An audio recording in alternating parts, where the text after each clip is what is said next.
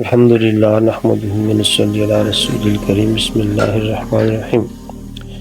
اللہ تعالیٰ کا ارشاد ہے سورۃ حج آیت نمبر 23 میں، ان اللہ یدخل الذین آمنوا وعملوا الصالحات جنات تجری من تحت الانہار یحلون فیہا من اساور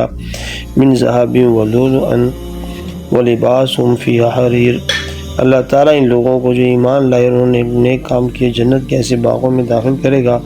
جن کے نیچے نہریں جاری ہوں گی، ان کو وہاں سونے کے کنگن اور موتی پہنائے جائیں گے اور پوشاک ان کی وہاں ریشم کی ہوگی۔ یہاں یہ شبہ ہوتا ہے کہ کنگن ہاتھوں میں پہننا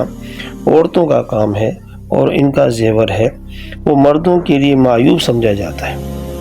اس کا جواب یہ ہے کہ دنیا کے بادشاہوں کی یہ امتیازی شان رہی ہے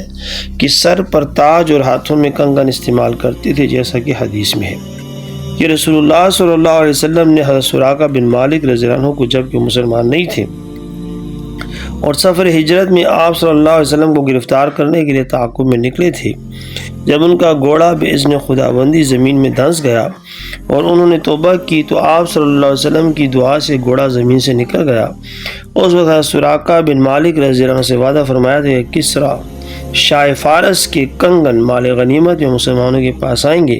وہ تمہیں دیے جائیں گے۔ اور جب حضرت فاروق اعظم رضی اللہ عنہ کے زمانے میں فارس کا ملک فتح ہوا اور ایران کے یہ کنگن دوسرے اموال غنیمت کے ساتھ آئے تو حضرت سراقہ بن مالک رضی اللہ عنہ نے مطالبہ کیا اور ان کو دے دیے گئے۔ خلاصہ یہ ہے کہ جیسے سر پر تاج پہننا عام مردوں کا رواج نہیں بلکہ شاہی اعزاز ہے، اسی طرح ہاتھوں میں کنگن بھی شاہی اعزاز سمجھے جاتے ہیں، اسی لیے اہل جنت کو کنگن پہنائے جائیں گے۔ کنگن کے متعلق اس آیت میں اور سورۃ الفاتر میں یہ ہے کہ وہ سونے کے ہوں گے، اور سورۃ النساء میں یہ کنگن چاندی کے بتلائے گئے ہیں۔ اس لیے حضرات مفسرین نے فرمایا کہ اہل جنت کے ہاتھوں میں 3 طرح کے کنگن پہنائے جائیں گے، نمبر 1 سونے کا، نمبر 2 چاندی کا، نمبر 3 موتیوں کا، جیسے کہ اس آیت میں سونے اور موتیوں کا ذکر موجود ہے۔ اللہ تعالیٰ آپ کو مجھے جنت نصیب فرمائے۔ جزاک اللہ خیرا۔